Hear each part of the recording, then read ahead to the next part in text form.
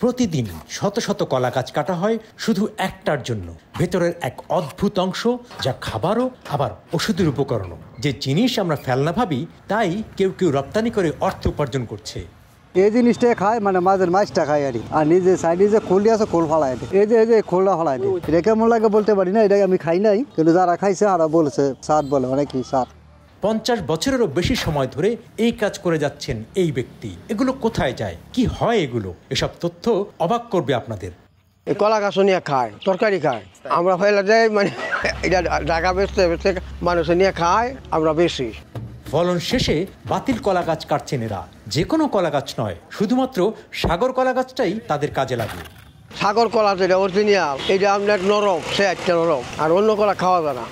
Saudi আরব, Dubai, চায়নাও যায় এসব কলা গাছ। ঠিক কলা গাছ নয়, কলা গাছের কাটার পর সেটার ভেতরের থোর বা বাদাইলটাই মূল কাজে লাগে।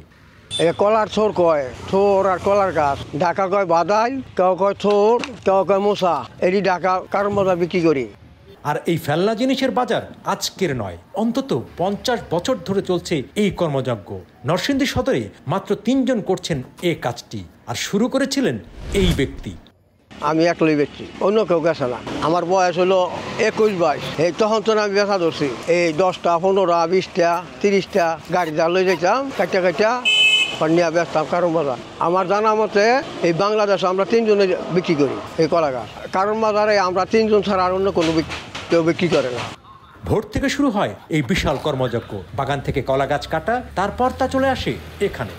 কলা গাছগুলো কাটি আমি সকালবেলা, এটা আমরা ব্যাপারীরা কলা কাটে, ব্যাপারীদের সাথে যাই গিয়া পরে কলা কেটে ছাড়লে আমি গাছ কাটি। কলা কেটে বলে গাছের কোনো দাম নেই, এটা কাটটা ফালাই এটা বা গরুরে নিয়ে খাওয়াই। তো আমরা আইনা বিক্রি করি, টানি নিয়ে বিক্রি করে ঢাকা কারণ বাজারে। আমি প্রতিদিন কলা গাছ কাটি আমরা 30টা 40টা 50টা, মানে এটা কোনো ফুট হিসাব করেন যায় না, মানে বড় আছে, শুধু আছে, হ্যাঁ সব ধরনের।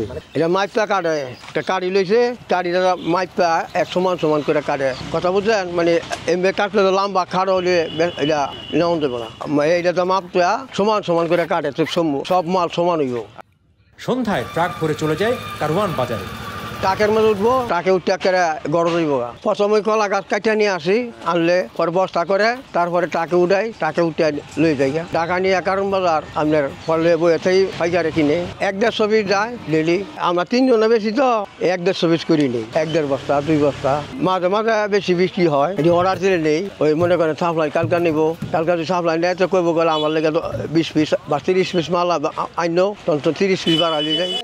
এগুলো কি কাজে লাগে? কলা গাছের থোর দেশের অনেকেরই প্রিয় খাবার, আর বিদেশেও এগুলো খাবার হিসেবেই যায়। তবে কোনো কোনো ক্ষেত্রে ফার্মাসিউটিক্যালস কোম্পানিতে চলে যায় ওষুধ তৈরির উপকরণ হিসাবে।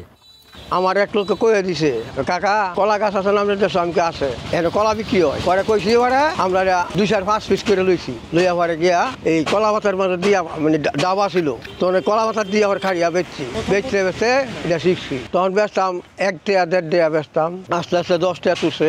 এটা ঢাকা থেকে দুবাই যায়, আবার এই চীনে যায়, তারপরে আমাদের ওই লন্ডনও যায়, বড় বড় দেশেও যায়। সাপ্লাই তারা কিনে আমাকে কাছে নেয়। মানে বাইরের দিকে এটা অনেক দাম আছে, মানে আমাদের দেশে বুঝে না যেটা কি কাঁচা ফলা দেয়, বাইরের লোকে জানে। কলা গাছও সব জিনিস এটা ব্যবহার করা যায়, কলাও খাওয়া যায়, কলা গাছও খাওয়া যায়, এটা তো ব্যবহার হয়। আমরা খোলও আমাদের কাজে লাগে, বাজার কাজে।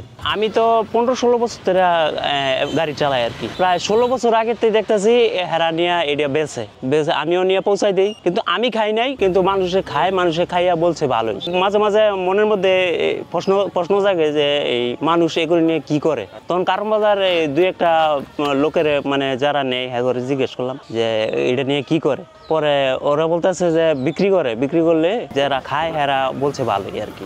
এই ব্যবসাটা আপনার 365 দিনে বছর 365 দিনে যায় আর কি, কারণ বাজার এতটাই চাইদে আর কি। আমাদের এই কলা গাছের ব্যবসা কোনো পুঁজি নেই, এটা কলা কাটলে আমরা গিয়ে গাছ কাটতে আনি আর তার জন্য এটা কোনো পুঁজি লাগে না, এটা টাকাটা কিনো লাগে না, এই জন্য পুঁজি লাগে না আর যা বিক্রি করি করে নিলাম।